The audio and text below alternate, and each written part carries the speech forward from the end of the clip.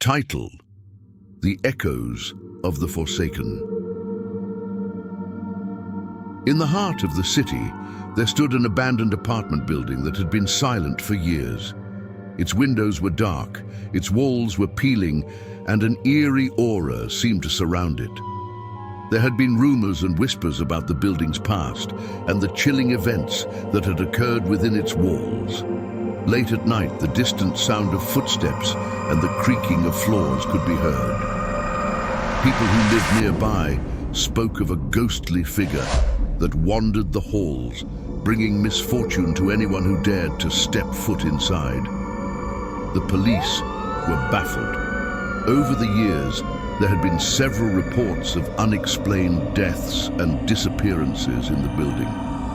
The cases remained unsolved, as if the walls themselves swallowed up any evidence.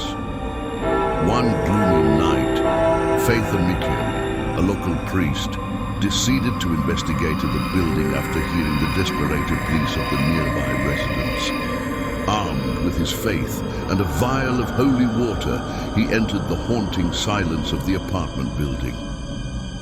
The air was thick with an unsettling energy, and Father Michael could feel the weight of the ghostly presence. As he ascended the rickety staircase, he could hear whispers that seemed to come from nowhere and everywhere at the same time. When he reached the top floor, Father Michael was drawn to the attic door. It was as if an invisible force was guiding him. With a deep breath, he opened the door and stepped into the darkness. The attic was filled with old furniture and cobwebs. At the far end, Father Michael saw an old photograph of a man hanging on the wall. His face was distorted with anguish, and his eyes seemed to stare directly into Father Michael's soul. As Father Michael moved closer, he stumbled upon a dusty old journal. The pages were filled with the tormented thoughts of the man in the photograph. His name was Thomas, and he had lived in the apartment building many years ago.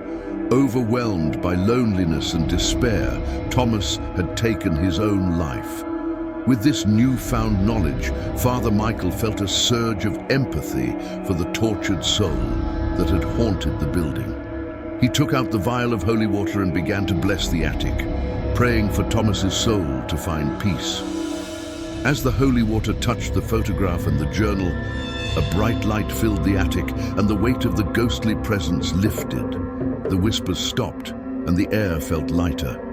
Father Michael knew that he had succeeded in freeing Thomas's soul from the shackles of his earthly suffering. The haunting echoes of the forsaken apartment building were no more. From that day forth, the once abandoned building began to transform. The walls seemed to brighten, and the aura of darkness dissipated. People moved in, and the sounds of laughter and life replaced the eerie silence.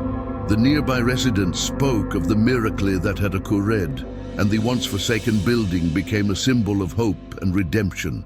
The ghostly figure was never seen again, and the unsolved cases that had baffled the police were finally put to rest.